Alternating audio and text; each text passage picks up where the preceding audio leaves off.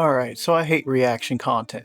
Alright, have you disliked the video and clicked off yet? Alright, good. Go ahead and filter yourselves out for me. I appreciate it. Alright, for those who stayed and have some brain cells and friends, I'll go ahead and explain myself. So when I say I hate reaction content, it doesn't mean that I hate reaction content creators. And if you're a content creator on this platform, you're about to understand the dilemma and what I'm talking about. So reaction content, bam, right there. So this is what reaction content offers, right? It's potentially endless, more easily clicked on, more easily digestible. Usually it's faster to edit and to upload, and that being said, it can be uploaded faster and more consistently. So if you understand that, and you understand how YouTube works, you will also come to the conclusion that the algorithm in YouTube loves this. And because of all those elements combined, the YouTube algorithm is going to push it faster and to more people, especially if it's a current trend, which a lot of reactions typically are about. So like I mentioned in a previous video, I'm what I call a YouTube Autobot,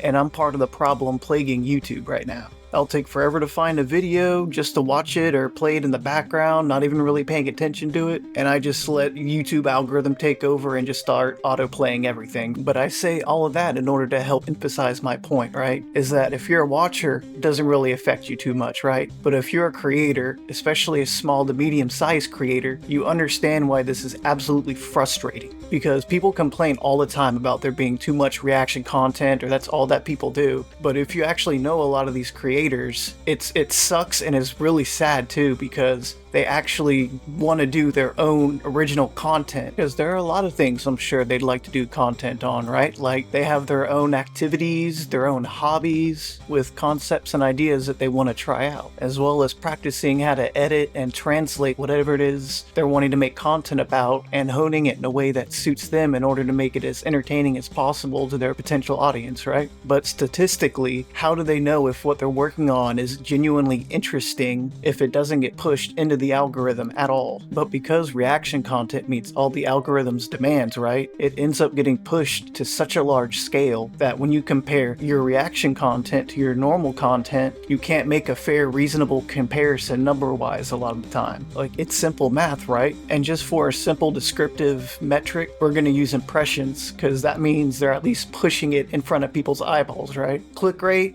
don't really have to worry about. What we're focusing on is just getting it in front of someone's eyeballs. So you just do a quick random react, just gonna throw a dart at the dartboard and react to it. It'll get 10,000 impressions, right? Now let's say you're trying to work on something of your own that you've been working on for about a week off and on, right? Just putting in as much love, care, passion, and time that you possibly can within a reasonable amount of time, right? And you throw it out to the YouTube gods, and then you get a grand total of 100 impressions. And I know a lot of you just felt that pit in your gut, like you just look down and you're 1,000 stories up and you get that drop in your stomach. I know you felt that whenever I said that. And of course, stating the obvious as well, I know it depends on the relevance, the topic, subject, niche, all of that stuff goes into play whenever you go to upload a video. I'm aware of that. But if you're a consistent uploader, I think it should also give you consistent impressions no matter what, right? Because otherwise, how do you relate and compare your content to itself in order to know that it's improving and you're growing in your skill set both as a creator and the things you create? Because both types of metrics are important for growth if you want to get better at what you're doing. Because if you're looking at the numbers, right, that's 10,000 compared to 100.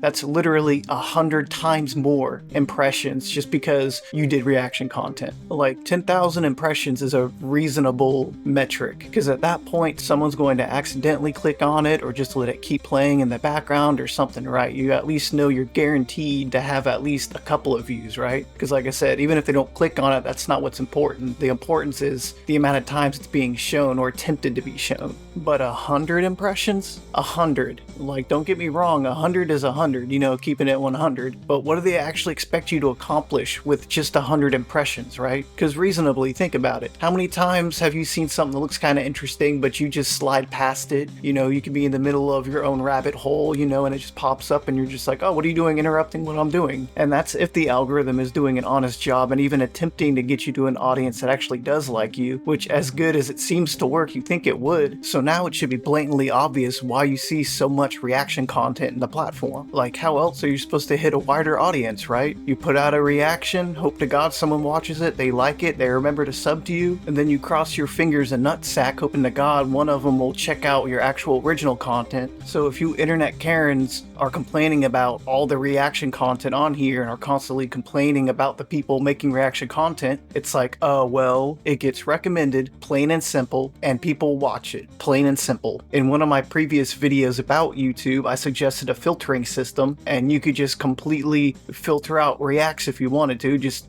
type in #react and none of that stuff will pop up. And so until someone forces a change, get used to seeing spammy VTubers that react to similar videos, have similar voices, have similar mannerisms, and similar opinions, and just choose whichever one you think is the hottest. Because let's be real, that's how we judge most of people in our lives anyways, right? Virtual or not. And just go back to pretending to watch them like we usually do, which I can't believe people actually give their undivided attention to a reaction. Like, it's just the craziest thing to me. I can't believe people have the time and attention span for that. So good luck to all my fellow content creators out there. If you enjoy doing what you're doing, no need to feel uninspired to keep trying. Keep practicing what you like doing and thinking about. Find ways to make it fun and entertaining. And if you get super lucky, maybe a super popular reaction channel will react to you and give you the little bit of edge that you needed in the competition. Which, let's face it, the internet's a popularity contest, which is how anything in life works, right? Popular people decide on what's popular,